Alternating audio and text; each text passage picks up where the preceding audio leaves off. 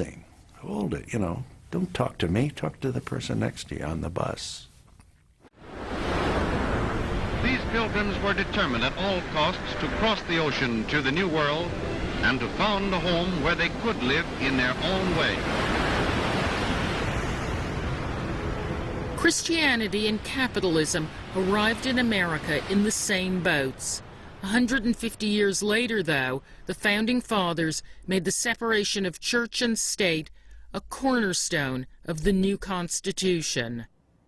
Of course, the role that religion has played in America in terms of its identity led to this paradox of the United States being founded on the idea of separation of church and state, becoming one of the most religious nations in the world.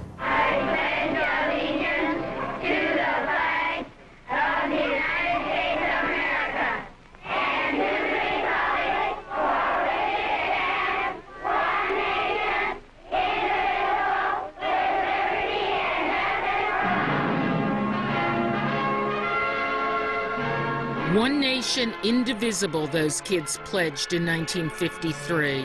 A year later, the words "under God" were added to the pledge. It was the height of the Cold War. We ask God in prayer to change the hearts of the godless leaders of Russia. President Eisenhower spoke of spiritual weapons. With the addition of "under God" to the pledge, Ike said, "We are reaffirming the transcendence of religious faith in America's heritage and its future." 50 years later, 9 out of 10 Americans insist that they believe in a God. But America's atheists are still battling to maintain the line drawn by the Constitution between politics and God. One nation, indivisible! One nation, indivisible! The American Atheists Organization claims there are 30 million non-believers in America, but they can only mobilize a couple of thousand for a march on Washington. Polls suggest that atheists are more reviled than any other group. In some states, atheists are barred from public office. Still, Ellen Johnson, president of the American Atheists, remains defiantly upbeat. Whether you know it or not, we are your neighbors, your friends, your spouses, your lovers, and your children. As Ellen Johnson calls the roll of godless Americans, it's clear the American atheists remain a beleaguered minority. They're still manning the ramparts of unbelief in the spirit, if not the style, of Madalyn Murray O'Hair. Give them all a big hand.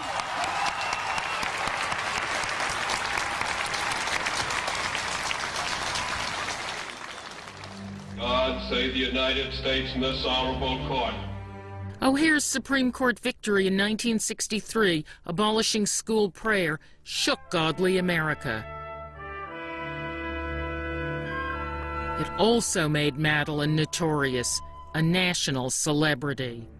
When the case was decided, she was pictured on the front steps of the U.S. Supreme Court with Bill and John Garth, her sons, and she was promptly quoted in the paper that she was just beginning to go after established religions in America, that she was not going to just rest on removing prayer from the schools, that she was going to go after tax-free property for religious institutions, that she was going to go after the under God phrase in the Pledge of Allegiance. She was going to try to stop the Pope from using the National Mall when he came. She brought suit against the Space Agency when they prayed in space. Do you know that after the moon mission that the Pope issued an announcement that it was the duty of the government soon to put missionaries on those flights?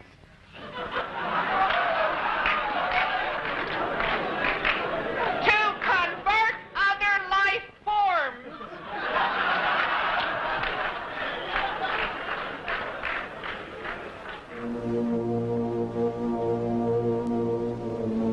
Overnight, O'Hair became the most hated woman in America.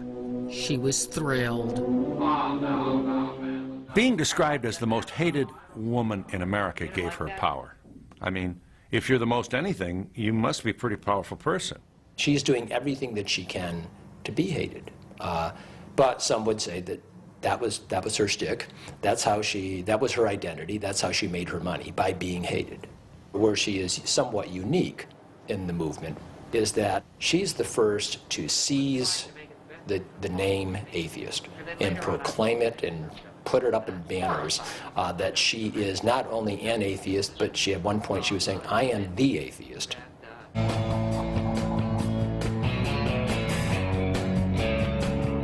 As the 60s began to rock, Madalyn's outrageous campaigns made sensational headlines. She got generous support. A 77-year-old nudist non-believer gave her land and money for an atheist center. Thousands of dollars arrived in every post. But the O'Hair family life was in uproar. Their house was stoned. Bill and his brother were beaten up. Madalyn received death threats. She just turned up the volume.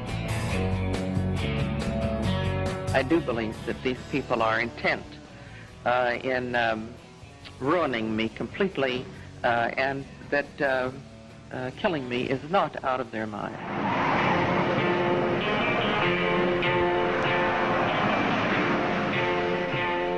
In the mid-60s, the headlong melodrama of O'Hair's life reflected the gathering rebellion across America.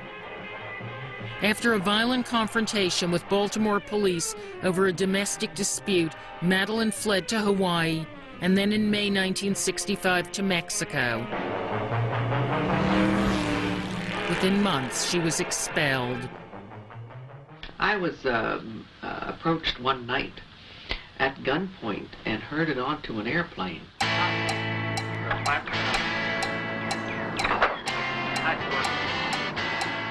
Madalyn still faced 100 years in jail for assaulting Baltimore policemen, but a legal loophole canceled her charges. She set up her headquarters in Austin, Texas, relishing the rebellious atmosphere of America in the 60s. It's as if Madalyn caught the wave. You know, the timing couldn't have been better. She began to catch the counterculture movement of the 60s, where nothing was sacred. Everything was to be examined, everything was challenged. And Madalyn ended up in the thick of that and was carried by that wave forward. She knew how to play it. She knew how to stage things. She knew what people expected, and she was going to, whenever she appeared, she was the public Madalyn. Constantly on the move, Madalyn pursued new targets. She championed masturbation. She ridiculed the Pope. She challenged the words, "under God," in the Pledge of Allegiance, and "in God we trust" on dollar bills. Grabbing big TV ratings, she became a scandalous demon on the talk shows. Ladies and gentlemen, here is Madalyn Murray O'Hair. We knew if we were going to succeed with this daytime television show, we better have something that will compel the viewer. And my first guest was Madalyn Murray O'Hair. You can imagine. I mean, I found Elvis. I mean, this woman drew a very large crowd, and that's what I was paid to do, although I thought her message was very, very important. Your grief is not assuaged as would be the religionist who believes that there is another place where happiness will again be abundant. Oh, that's a big lollipop. I know you don't believe that. I'm we asking. We must look at them, and we never say they've passed over, or they're gone to their reward, or they have been transported, or anything else. People are dead. Madalyn could be very, very unpleasant and sarcastic. Almighty God, she pronounced God, God. You go ahead and pray, and she'd laugh at people who prayed. You're going to spend your whole life